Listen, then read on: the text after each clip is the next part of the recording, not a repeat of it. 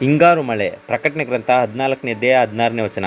ಮೇಘದ ಮೇಲೆ ಕೂತಿದ್ದಾತನು ತನ್ನ ಕುಡುಗಳನ್ನು ಹಾಕಿ ಭೂಮಿಯ ಪೈರನ್ನು ಕೂದನು, ಭೂಮಿಯ ಪೈರು ಕುಯ್ಯಲ್ಪಟ್ಟಿತು ಎಂಬುದಾಗಿ ತಿಳಿಸುತ್ತದೆ.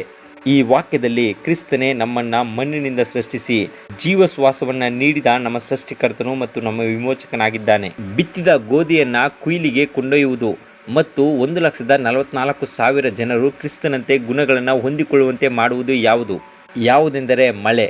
ಬಿತ್ತಿದ ಗೋಧಿ ಮಣ್ಣಿನಲ್ಲಿ ಸೇರಿ ಬೆಳೆಯಬೇಕು ಅಂದರೆ ಮಳೆಯ ಅವಶ್ಯಕತೆ ಬೇಕು, ಇಲ್ಲವಾದರೆ ಗೋಧಿಯ ಬರಗಾಲ ಬರುತ್ತದೆ.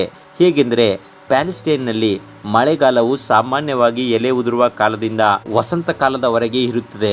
ಎಲೆ ಉದುರುವ ಕಾಲದಲ್ಲಿ ಬೀಳುವ ಮಳೆಯನ್ನು ಮುಂಗಾರು ಮಳೆ ಎಂಬುದಾಗಿ ಕರೆಯಲಾಗುತ್ತಿತ್ತು.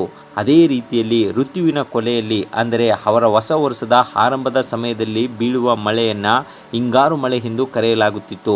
ಈ ಹಿಂಗಾರು ಮಳೆ ಸಂಪೂರ್ಣವಾಗಿ ಬೆಳೆಯನ್ನು ಕುಯ್ಲಿಗೆ ಸಿದ್ಧವಾಗುವಂತೆ ಮಾಡುವಂಥದ್ದಾಗಿತ್ತು. ಇದನ್ನೇ ಸತ್ಯವೇದದಲ್ಲಿ ಆದಿ ಕ್ರೈಸ್ತ ಸಭೆಗೆ ಪಂಚಸಪ್ತಮ ದಿನದಲ್ಲಿ ದೇವರು ಪವಿತ್ರಾತ್ಮನನ್ನು ಸುರಿಸಿದ್ದನ್ನು ಮುಂಗಾರು ಮಳೆಗೆ ಹೋಲಿಸಲಾಗಿದ್ದು, ಯೋವೇಲನ ಪುಸ್ತಕದಲ್ಲಿ ನನ್ನ ಆತ್ಮವನ್ನು ಎಲ್ಲರ ಮೇಲೆ ಸುರಿಸುತ್ತೇನೆ ಎಂಬುದಕ್ಕೆ ಇದು ಒಂದು ರೂಪಕವಾಗಿದೆ. ಹೀಗೆ ಮುಂಗಾರು ಮಳೆ ಪವಿತ್ರಾತ್ಮನನ್ನು ಸುರಿಸಿದ್ದಕ್ಕೆ ಹೋಲಿಕೆಯಾಗಿದ್ದು, ಹಿಂಗಾರು ಮಳೆ ಏನನ್ನು ಸೂಚಿಸುತ್ತದೆ ಎಂದರೆ ಹೇಗೆ ಬಿತ್ತಿದ ಗೋಧಿಯು ಕುಯ್ಲಿಗೆ ಬರುವಂತೆ ಹಿಂಗಾರು ಮಳೆ ಮಾಡುತ್ತದೆಯೋ ಹಾಗೆ ದೇವಜನರಲ್ಲಿ ಕ್ರಿಸ್ತನ ಗುಣ ಸ್ವಭಾವ ಪರಿಪೂರ್ಣವಾಗಿ ಬರುವಂತೆ ದೇವರು ತನ್ನ ಜನರ ಮೇಲೆ ಕೊನೆ ಕಾಲದಲ್ಲಿ ಮತ್ತೆ ಪರಿಶುದ್ಧಾತ್ಮನನ್ನು ಸುರಿಸುವುದನ್ನೇ ಹಿಂಗಾರು ಮಳೆ ಎಂಬುದಾಗಿ ಸತ್ಯವೇದ ಸೂಚಿಸುವಂಥದ್ದಾಗಿದೆ.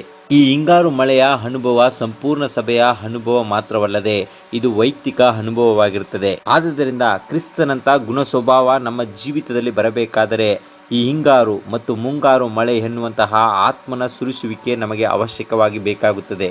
ಆದುದರಿಂದ ಹಿಂಗಾರು ಮಳೆಯ ಅನುಭವಕ್ಕಾಗಿ ಪ್ರಾರ್ಥಿಸೋಣ. ದೇವರು ನಿಮ್ಮನ್ನು ಆಶೀರ್ವದಿಸಲಿ. ಪ್ರಿಯ ವೀಕ್ಷಕರೇ, ಸತ್ಯವೇದ ಅಧ್ಯಯನ ಮತ್ತು ಪ್ರಾರ್ಥನಾ ಮನವಿ ಹಾಗೂ ಹೆಚ್ಚಿನ ಮಾಹಿತಿಗಾಗಿ ಕೆಳಕಂಡ ಸಂಖ್ಯೆಗೆ ಸಂಪರ್ಕಿಸಿ. ದೇವರು ನಿಮ್ಮನ್ನು ಆಶೀರ್ವದಿಸಲಿ.